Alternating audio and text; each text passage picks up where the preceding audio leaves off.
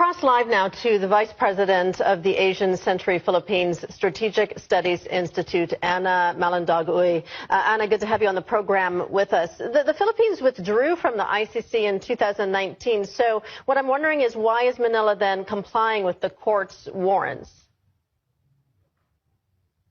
Thank you so much, Rachel, for having me in your program. And actually, that is really the basic question that many Filipinos actually, I think many Filipinos, even more than majority of Filipinos, is asking, why is it that the current government of Marcos Jr.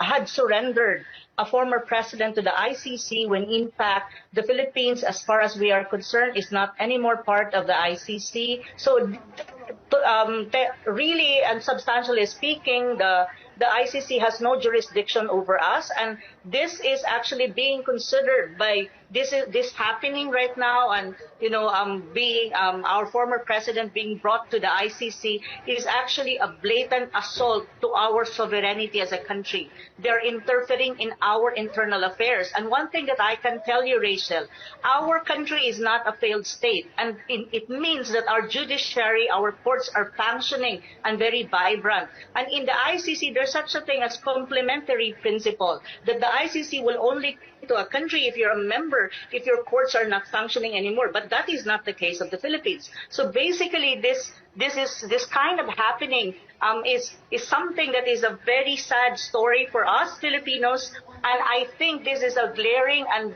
a blatant assault to our sovereignty as a country. But even then, the question really also among the minds of Filipinos is, why is it that the Marcos administration has cooperated with the ICC? But of course, this is very much related to domestic politics that is going on in the country. As you can see, politically speaking, there's this ongoing feud between the Marcoses and the Dutertes. And I think the Marcos Jr. administration has weaponized the ICC against the Dutertes. Duterte called the ICC arrest warrant unjustified because he said his war on drugs restored peace to the nation. What do you make of that argument?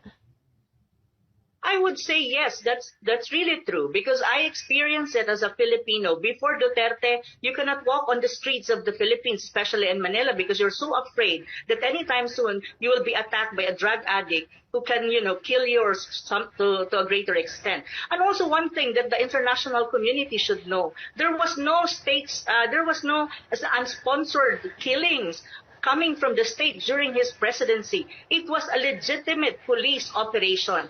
Any country, for that matter, that you want your country to have a peace and order, you want, criminals, drug lords to be driven out of your country or to put them in prison and to assault them. It's a legitimate action coming from the state, and I think our former president was just doing job. So this is really the case of the matter. And as a Filipino, I really experienced it that during the time of President Duterte, our peace and order situation in the whole country and the drug problem was lessened to a greater extent. It was not necessarily eradicated 100%, but to a greater extent, I think the Filipino people were able to enjoy the streets without fear, because we know that we have a president at that time who really cares for our welfare and who is really, really strong in combating criminalities, especially drug problem and the drug lords. So that is really the case. I'm speaking not even, I'm speaking as a Filipino who experienced all of these things during the time of President Duterte. So it's really a really sad event right now, and so many Filipinos in the Philippines right now are on the streets clamoring for our former president to be brought back to the Philippines, because he's already 80 years old as well. He's quite too old. Okay, we're going to leave it there. Vice President of the Asian Century Philippines Strategic Studies Institute, Anna Malandog-Uy. Anna, thank you. Thank you.